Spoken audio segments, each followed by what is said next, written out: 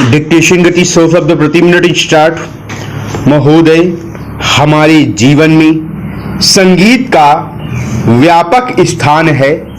भारतवासियों को अपने प्राचीन युग से अथवा अपने पूर्वजों से शास्त्रीय संगीत के रूप में एक बहुमूल्य निधि मिली है। हमारे पूर्वजों की दृष्टि में संगीत का ध्येय आध्यात्मिक साधना था और उन्होंने संगीत का इसी आदर्श के अनुकूल विकास किया। हम कह सकते हैं कि हमारे देश में यह कला पूर्णतः के शिखर पर पहुंच चुकी थी।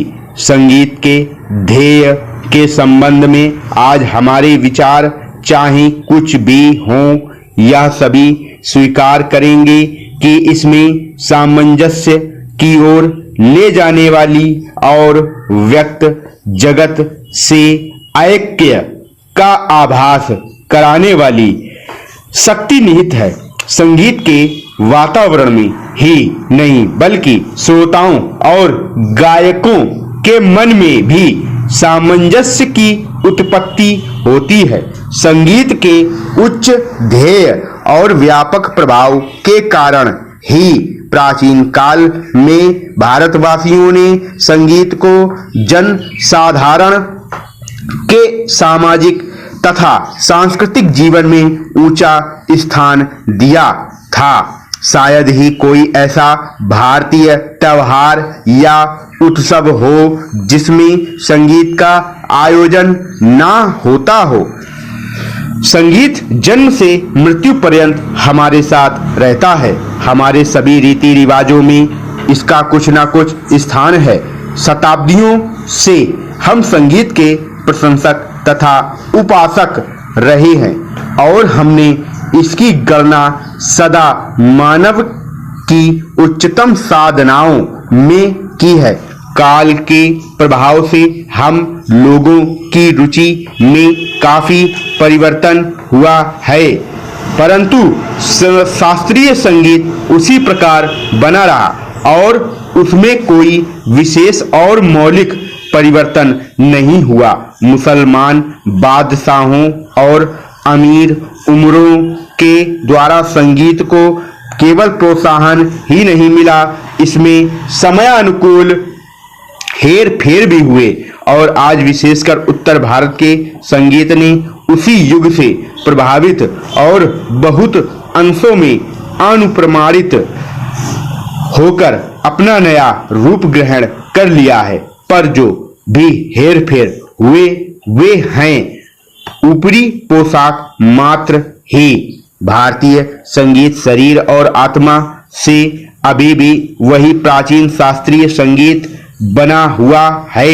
ऐसी आशा की जाती है कि इसमें अभी भी इतनी शक्ति है कि यह अपने को एक बार फिर आधुनिक वातावरण के अनुकूल बना लेगा। प्राचीन संगीत कला भारतीय रजवाड़ों के दरबारों में उनके आश्रय से पनपती रही। यह स्वीकार करना होगा कि भारतीय नरेशों द्वारा दिए गए प्रश्रय के कारण संगीत लुप्त होने से बच गया, परंतु यह भी मानना पड़ेगा कि इन वर्षों में भारत की जनता का शास्त्रीय संगीत से बहुत कम संपर्क रहा। अतः जनता और हमारे परंपरागत सर्वश्रेष्ठ संगीत के बीच एक खाई पैदा हो गई।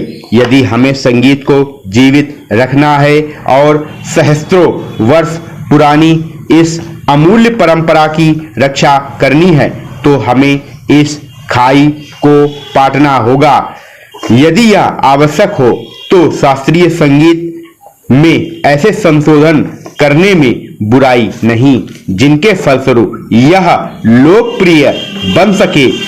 इसके साथ ही जनसाधारण को भी शिक्षित करने की आवश्यकता है जिससे उनकी रुचि अधिक परिष्कृत हो सके और वे शास्त्रीय संगीत का आनंद उठा सके। भारत गणराज्य में नरेशों अथवा रजवाड़ों का ऊंचा अच्छा स्थान है। महोदय, आधुनिक युग की एक बड़ी देन यह है कि हम किसी भी चीज की बहुत प्रतियां बना सकते हैं। प्राचीन काल में यदि कोई पुस्तक लिखता था तो ग्रंथ की हस्तलिखित प्रति एक ही होती थी। उसकी यदि प्रतियां बनानी हुई तो दूसरे आदमी को पूरा ग्रंथ लिखना पड़ता था, जो बहुत ही व्यय साध्य और श्रम साध्य काम होता था। आज किसी ग्रंथ या वस्तु की प्रतियां केवल मुद्रणालय में ही नहीं बल्कि अन्य प्रकार से भी बन सकती हैं। एक का अनेक बना देना आज एक खेल सा हो गया है। यदि किसी अच्छे नाटककार ने मंच पर अच्छा खेल दिखलाया तो उसकी बड़ी ख्याति हुआ करती थी, पर वह नाटककार एक ही स्थान पर अपना खेल दिखला सकता था और यह भी नहीं कहा जा सकता कि एक ही खेल को यदि वह फिर से दिखलाना चाहे तो उसे उतनी ही कुशलता से दिखला सकेगा जितनी कुशलता से उसने पहली बार दिखलाया था। आज केवल यही नहीं कि नाटककार के चित्र की प्रतियां बहुत बन सकती हैं, बल्कि उसके चलचित्र की प्रतियां बनती हैं और साथ साथ उसकी वाणी भी सुनने में आ सकती है, और वह केवल एक स्थान पर ही नहीं बल्कि संसार के एक कोने से दूसरे कोने तक, जहां चाहे सभी स्थानों पर और जितनी बार चाहे सुन सकते हैं और देख सकते हैं। इसी का नाम साधारणतः फिल्म हो गया है। फिल्म में बड़ी शक्ति है। यदि अच्छे पात्र, अच्छे कथानक और अच्छा आदर्श दिखलाया जाए तो उसका प्रभाव बहुत ही अच्छा पड़ता है। जैसे किसी भी अच्छे नाटक का, पर वहाँ भी यदि कथानक दूषित हो, पात्र चरित्रवान न हो और गतिविधि उनकी ऐसी हो जो समाज अथवा व्यक्ति को ऊपर उठाने के बदले नीचे ले जाने वाली हो, तो उसका प्रभाव उतना ही बुरा पड़ता है। नाटक तो एक आदमी एक स्थान पर करके उसका भला या बुरा प्रभाव वहां बैठे हुए लोगों पर ही डाल सकता है। दूर दूर के लोगों तक उसका प्रभाव नहीं पहुंच सकता, पर फिल्मों में भला या बुरा करने की शक्ति कई गुनी अधिक हो जाती है।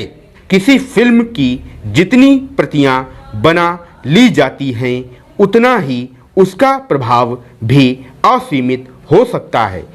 इसलिए यह आवश्यक हो गया है कि जिस चीज में इतनी शक्ति हो उसका उपयोग इस प्रकार से किया जाए कि उससे अच्छे से अच्छा फल मिले और उसमें किसी प्रकार की बुराई न आने पाए। आज सिनेमा का उपयोग 3 कामों में होता है: शिक्षा, मन बहलाव और प्रचार। ये तीनों काम जीवन में महत्वपूर्ण हैं। सिनेमा का उपयोग शिक्षा के काम में जितना बढ़ेगा उतना ही हो सकता है, पर शर्त यह है कि कथानक शिक्षाप्रद हो और जो पद्धति अपनाई जाए वह ऐसी हो जिसके द्वारा शिक्षार्थियों को सच्ची शिक्षा मिल सके। जब मैं शिक्षा शब्द का उपयोग करता हूँ तो मेरे ध्यान में केवल बच्चों की ही शिक्षा नहीं है। स्टॉप।